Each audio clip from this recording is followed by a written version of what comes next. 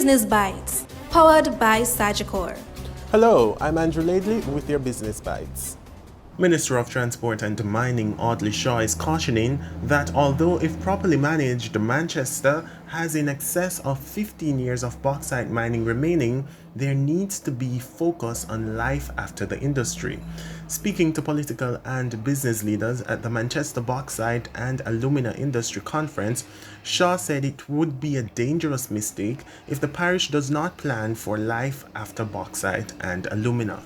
The Bank of Jamaica BOJ has increased rates repeatedly since the start of 2022 in a bid to arrest inflation. However, mortgage lenders appear to be taking a long-term outlook and so far are holding lending rates steady. Private lenders' rates for home purchase currently range from 7.99% to 10% per annum. The central bank on Thursday last announced an increase of 50 basis points on its benchmark rate to reach 5%. And those are your Business Bites. I'm Andrew Laidley. Business Bites, powered by Sagicor.